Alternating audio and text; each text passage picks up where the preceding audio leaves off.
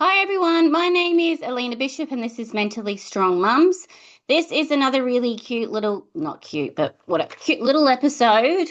And we're going to be exploring types of mental and emotional abuse when you're with someone. So this has been requested by one of my clients. Obviously, when you come and see me, everything's completely anonymous. They're in a relationship with someone where there were red flags in the relationship beforehand, and now they've got a young child and the child's under 2. It's very difficult now because some of the behavior has ramped up, but because of the situation they're in, it's very, very difficult to be able to stand up for yourself or know what to do to be able to cause conflict, to be able to resolve it. So, a lot of the time with women, because we have wombs, we are nurturers. So we've also been conditioned, especially in society, to be those people pleasers, to give people the benefit of the doubt, to avoid conflict, and to sometimes try to think positively of someone. And sometimes it's easier just to let things go. So when there are red flags, sometimes in the beginning of the relationship, it can be difficult because of all of those things that women generally tend to do, especially when we're younger or we haven't gone to therapy or we don't understand ourselves as much or we don't know about boundaries. So if you don't have self-worth or self-esteem, you can't put up boundaries. So that's very difficult. And sometimes when you are that people pleaser and you just want the peace, you sometimes give people the pass that everything's going to be okay, or they probably don't mean it, or maybe that's a one off, or, maybe that'll change, right? When you have a child, everything changes because you're bound to this person pretty much for the rest of your life because of your child or children, right? And then at least it gets sticky then because it's not as easy as being able to stand up and say, that was inappropriate. Don't speak to me like that. Those views are ethically, morally incorrect. So when you're in a relationship, I need to validate you. Sometimes the reason why we see red flags, but we let them slide because we don't know boundaries, we don't have self-esteem, we give people the benefit of the doubt, we like to think positively of people. And with a lot of my clients, this happens over and over and over again, where after children, they're like, I wish I had a voice, or I wish I stood up for myself earlier, or I wish I knew what boundaries were. And sometimes, because if they're very, very manipulative, they can then use your biggest insecurities against you and even then manipulate you into thinking that you're awful or you're mean or you're callous or you're the opposite of kind, right? So then that then manipulates you into giving them more of a pass. So when someone's in an emotionally abusive relationship, it's very, very complex. It's almost, sometimes I describe it like a cult, right? Because a lot of people are like, who would ever join a cult voluntarily? That's ridiculous. But if you understand the process before what happens before they join the cult and the way that this manipulation and brainwashing and all of this stuff can work, then when they go into the cult, that makes perfect sense to them. They feel safe and they feel secure and they feel like they're making a really beautiful, positive decision in their life. Okay. Sometimes when you're with someone who's very manipulative, who's very convincing, who's potentially learnt it from someone else, like a parent or a caregiver, it could be cultural, or it could even be a little mixture of a little bit of a personality disorder kind of stuff, right? Antisocial personality disorder, or even that narcissistic kind of stuff. It's very difficult because they're very, very manipulative and they use different tactics to be able to confuse you, to be able to always make you apologize for things that you don't understand why you're apologizing for. That's part of that gaslighting. So even when I'm with a client, I use the words to be able to normalize this. It almost feels like you're in a washing machine. You don't know if you're up or down. You don't know if you're Arthur or Martha. And it's very difficult sometimes because when I came into this, I knew I was clear and I know what I wanted to say. And then by the end of it, it got twisted around and I'm the awful person and I ended up apologizing and questioning my reality. And then I think I'm really bad or I'm awful and I've done something wrong. That's manipulation. It's very, very scary. And if you've never experienced it before and this is your first time, but you're a people pleaser, you like to give people the benefit of the doubt, you don't understand boundaries, you've got little self-worth, it can be very, very difficult for you to be able to get out of that little cult. So there's 12 examples I'm going to use today about mental abuse. So sometimes if you can write these down, or even if there's 12 of them in your current relationship, or even at work, hold up your fingers every time that this person does this to you. So the first one is name calling.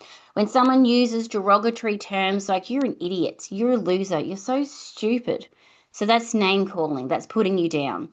Number two is gaslighting. When someone makes you doubt your understanding of your reality. So you go in and say, this is what happened, this is how you made me felt, and this is what the facts are. They then twist it and then say, no, this is what happened. You made me feel this way. You're the perpetrator and you shouldn't have done that. You need to apologize to me. That's gaslighting, where it confuses your reality of what actually happened, right? Three is making threats. When someone makes intentions clear to possibly inflict pain, control, or damage. Sometimes these threats, whether they might not be really obvious, so overt, they might be covert. So you know what's going to happen to you. So even though that's not a direct threat, because there's no specific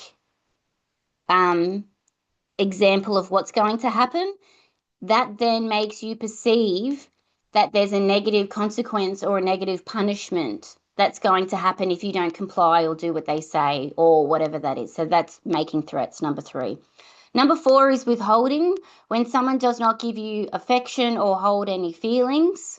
So sometimes that's a part of that stonewalling stuff. The difference between stonewalling, sometimes if I am overwhelmed and I don't know what to say and I don't want to say anything at all because I'm scared I'm going to lose it, that's a different, because that's almost a trauma response where you're dysregulated and you're in the freeze and your body and your brain has shut down. This is different because you're purposely doing it to hurt the other person. You're purposely doing it to withhold affection because you know the other person really needs connection, but you're doing it to punish them in some way. That's the difference, okay? Number five is being dismissive. When someone puts another person's needs away as if they're irrelevant. So when you try to connect or when you want something and they constantly dismiss you, can you just let me finish the sentence? Oh, well, why do it? So, can you just let me talk? But you always rub it on and I can't do that anyways. So they're dismissing how you feel, dismissing your experience, dismissing your perspective, and then that also falls under that gaslighting stuff, right? Number six is constant criticism. They constantly judge or share negative ideas about you can't do this or why don't you do this or you never do it this way. Constantly criticizing and like peck, right? Seven is humiliation. When someone shames you or embarrasses to reduce your self-worth. That can also be done by parenting, to be able to humiliate you. Gosh, you don't even know your kids at all and what they need. Do you know? Humiliating you, putting you down, making you feel bad, making you feel like you're flawed. Humiliation. Eight is blaming. When someone says the other one is guilty of something, that's actually untrue, where that falls onto that gaslighting things where they constantly blame you and put you down. Everything's your fault. You're the bane of their, all of the kind of stuff, blaming. Number nine is the silent treatment. That's the same as in the same kind of category as that withholding stuff we were talking. When someone purposely ignores you or pretends as if you don't exist to hurt you or to punish you in some way. So remember, that's different to when you're in the freeze and you shut down and you're still trying to process and I can't be around you, versus I'm mad at you and I need to punish you and I need to make you feel whatever that is. That silent treatment that then falls under stonewalling, which is then a manipulation and an awful tactic to use as well. 10 is belittling, when someone says things to lower your self-worth, belittle your achievements, make you feel belittling. That's awful. 11 is isolation. This is definitely under that DV category. Sometimes if you're with a narcissist, they will do this a lot. When someone prevents the others from seeing people like their friends, because what they do is they try to isolate them. Well, you know what? Your friend actually thinks really badly of me. So I don't think you should go and see them, because if my friends thought badly of you, I wouldn't see them. So if you're going to be loyal to me, you shouldn't go and see people like that who are trying to poison our relationship. Oh, that makes sense. All right, I won't see them anymore. Or your mum spoke to me this way last time that we saw her and she's not welcome in my house anymore and I don't want the kids around her. But she didn't do anything. I don't like you, right? And then it will gaslight the situation as to what happened, right? And then dismissive of your needs and then blaming you for things and then twisting everything. So isolation is very, very dangerous. And then the last one is trivializing. Trivializing. I have difficulty saying that word. Trivializing. When someone claims the other person is overreacting or being dramatic. So when they trivialize the way that you feel or your words, or they just put you down in all of these ways. So it's important for me to be able to, one, normalize how easy it is to fall into these relationships and not see it. Two, the tragedy of when you're in it and you've got a child and then you feel trapped and stuck. That's really awful, because sometimes even when you do stand up for yourself, it doesn't end well, right? Three, how that then continues to riddle your own self-worth and self-esteem, because even trying to be able to have a logical, rational conversation with someone like that doesn't generally go well, because they're always, they're an expert, because it's a cult. They're an expert at human behavior to make you feel a certain way, right? And then four, understanding what are your options. So what are my options? Are they to be able to leave the relationship? If that's not an option, can I separate but still stay in the house? If that's not an option, how do I then stay in this relationship and survive for the next 10 years? My kid is 1.5. I want to stay and protect them until at least they're 10. Okay. So this might sound awful or shocking for a lot of people, but a lot of my clients, this is their situation, and I would never ever tell another woman or another person to be able to leave a relationship if that's not what's the best option for them or for their kid. So we then need to be able to negotiate and work out a way how to be able to keep them safe in that relationship, to be able to protect themselves and their kids. If they essentially want to be that buffer or the shock absorber of it all, how are we then going to manage? What are the long-term goals? So this isn't a race, it's a marathon. How do we then protect you? If you're choosing to stay in this relationship, you have to acknowledge the reality of what happens and why it was in it. You also need to forgive yourself, because I wish I did something about those red flags in the beginning and now it's too late, right? There's also sometimes a sense of betrayal, because we're mammals, we have safety in numbers. And sometimes even when I'm being treated like this, for some reason, I still really love them and I want to be with them. I just want to be treated nicely. So that's also a really tricky, confusing one as well, that even though you're not getting treated the way that you're meant to, because in everything I've just said, it's emotional and mental abuse. And then the genuine confusion, they call that cognitive dissonance, because this side, my right hand, this is emotional abuse. And then my left hand side is, well, they're actually a really good provider and I know they're trying their best. And then the right-hand side goes, well, I don't deserve to be treated that way because I haven't done anything wrong. The other side goes, well, they don't do it all the time. And sometimes when they come back, then they apologize and then they try better next time, you know? And then the right side says, well, we've been in this for 6 years already and it hasn't changed. And then the left-hand side says, well, it's because of the way that they were treated and that's all that they know. The right hand side, so well, they can go. So that's really, they call that cognitive dissonance, where they're both true and they're both correct, but they're both completely opposite. And so that then leads to turmoil internally for you because they're both correct and I'm so confused, right? So obviously, this is going to be triggering episode for people that are listening, so I need you to look after yourself, do some self-care after this. If it can help, do some journaling, book in to see someone. Sometimes if you do book in to see someone, because I was looking for my own therapist a little while ago for something, and they made me feel absolutely awful about myself, and they put me down, and they made me cry, to be honest.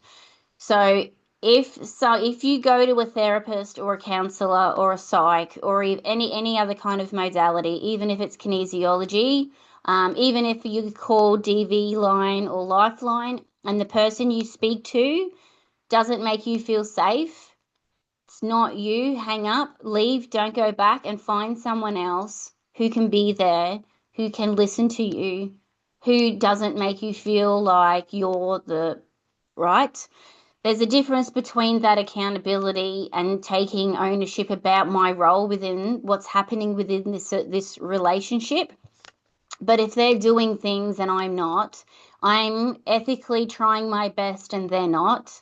I'm the one in tears all the time and they're not. They put everything under the rug and they don't want to talk about it while I want to. And then you see someone and they make you feel bad. That's not right either, because that's another red flag. So that would be a good practice for you to be able to advocate for yourself and find someone who actually can help you through this, especially if you then choose that I want to stay instead of the person then shaming you or making you feel bad or judging you for staying. Well, as a woman, sometimes we don't have a lot of options, okay? And sometimes as a woman, if I've given up my career because of I was in that cult and now it's all too much, or kids have disabilities, or there's also that financial coercive control, all of that kind of stuff where someone's constantly done that. Especially in this day and age, in the housing crisis, there's not a lot of options. So how can you support someone instead of making them feel bad? All right. Thank you. Look after yourself. You're going to be triggered. You're not alone. There's a lot of us out there. So knowing that we're all in this together, how can you find your support so that you can kind of get through this? Whatever decision you make, and whatever decision you make should be your decision, not pressure or cults or guilt or shame from other people. All right. Love you guys. Thank you so much. Bye.